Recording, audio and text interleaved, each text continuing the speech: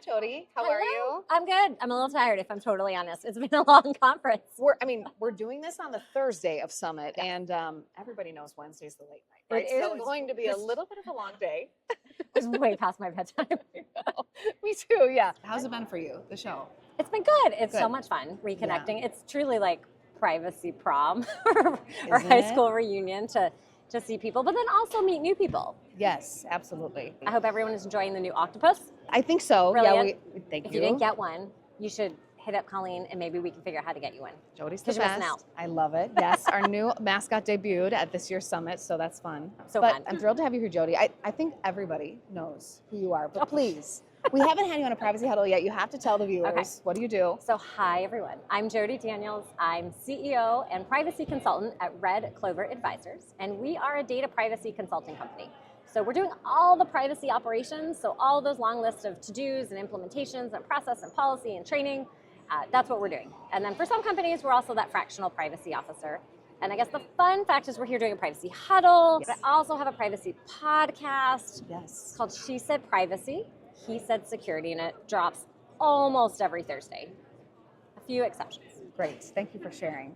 Well, what I wanted to chat with you about today on this little episode is one of the sessions you attended yesterday was chock full of regulator advice and just enforcement advice.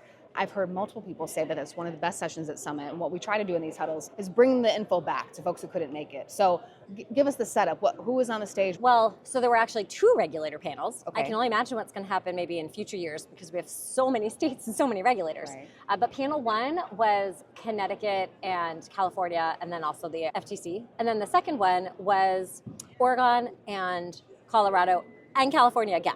Really need to know about California. Twice the fun. It's full, absolutely. Well, you did a great post on LinkedIn just recapping so many of the tidbits, and I'd like to break into a few of them.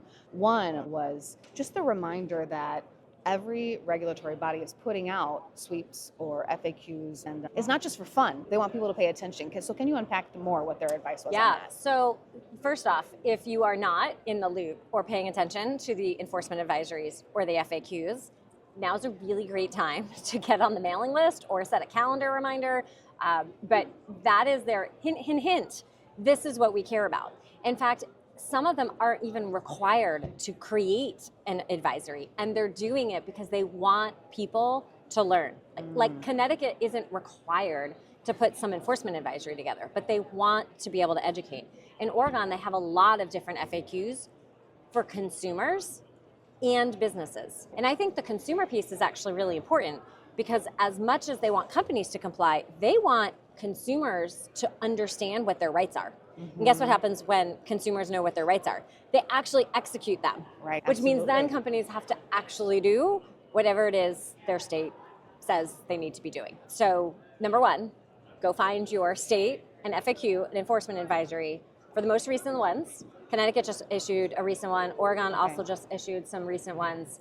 And Oregon is that unique one, right, where you have to have the list of third parties. Yes. So you actually get a choice, but I think about 99.9% of companies are going to pick the option of sharing the total list of third parties it could have gone to. And the idea is to let that consumer have a sense of what companies might have their data. In theory, that was the original point of the law, to have it by the individual customer base, but it's very, very challenging. I think you're going to see it more like a GDPR approach. Here's all my sub-processors, but in Oregon and US language, we are calling them, vendors and third parties. From a practical standpoint, it's great to hear that the regulators are okay with just providing that full list, because speaking from a technical perspective, that's going to be challenging for companies to give that individualized list to each consumer. 100%. Really And challenging. if people really find this fun and fascinating, the Oregon regulator also shared you can go find the actual red line document where it had this conversation to understand the intent and where it moved to.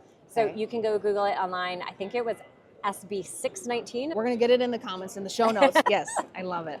Good. So pay attention to the FAQs, the sweeps, all that. They talked about showing your work. What does that mean when they say show your work? Yeah, well, it's kind of like math class, where if you just guess the answer and you got it wrong and the teacher didn't agree with you, you get no credit. So the idea of showing your work is having policies and having process and explaining maybe there was a decision being made and you documented, here was our thought process on Actually, an example that the Oregon regulator used is why Oregon might have been out of scope for you.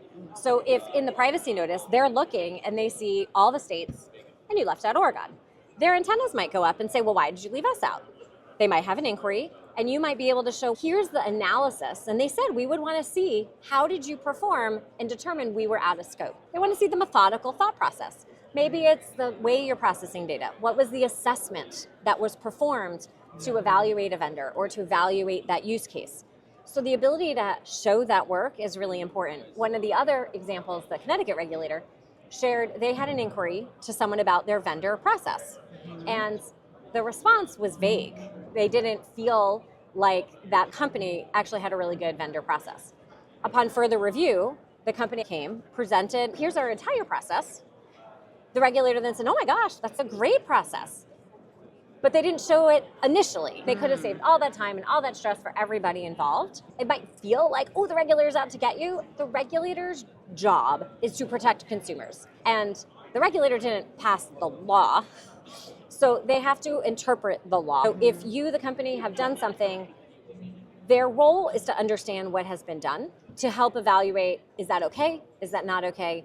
And have the conversation. Makes a lot of sense. As I think about the responses you want to give to regulators and the importance of not doing it in this piecemeal way, right? If you're just giving a short text response to what you're doing, if it's incomplete, they're going to figure that out. They're going to come 100%. Back to you. Do not be vague. Yeah. And they said that multiple times. The states are working together. They said that multiple times in all the panels, all the regulators. They have best friends, and they're all working together, and they are talking. And then all their little antennas go up when you get an answer that's like that. That's not what they're looking for. The other thing that's really important, since we're talking about responses, Colleen, guess where they're going to send their inquiry letter? It's that company at privacy.com. 100%. So people, wherever you have an email, you're going to want to actually check it. That is part of their test to see how is that working. Did you just set it up and do window dressing or privacy washing on the outside and no one ever sees it? Right. So then when you might actually find it, and then realize, oh my gosh, I have till tomorrow to respond, you're not going to get an extension. It's such a good reminder. They're trying to put themselves in the shoes of the consumer, so they're going to follow the same process. They are testing out what that process looks like. And a very simple solution for this is test your process regularly. And of course, have a process. Let's back up. Have a process. You need a human to test this process, review it, and make sure it works. Well, Jodi, it's been great getting these highlights from you. Is there anything you'd like to leave our audience with? So the other piece I think that's just important as a reminder is in those FAQs and regulations, some of the areas we've been talking about for a really long time, there's no wiggle room. Global privacy control, no wiggle room. You need to make sure that works. That was literally said direct from a regulator. Some of the ones that are newer, they're still trying to sort it out. There's a little bit more gray zone, but things that have been here for a while. Opt-out links, there's really no discrepancy here. Sale and share of data, it's been pretty argued for a while what constitutes both of those. So make sure all of those pieces work. Test your CMP or consent management platform and your software. Make sure it's actually working. And the very final thing is say what you do and do what you say. Literally, one of my favorite lines, but also quoted verbatim from a regulator. Well, that's a great note to end on. Jodi, it's been a pleasure chatting with you. Thank you for stopping by and have a great rest of the summit. You too.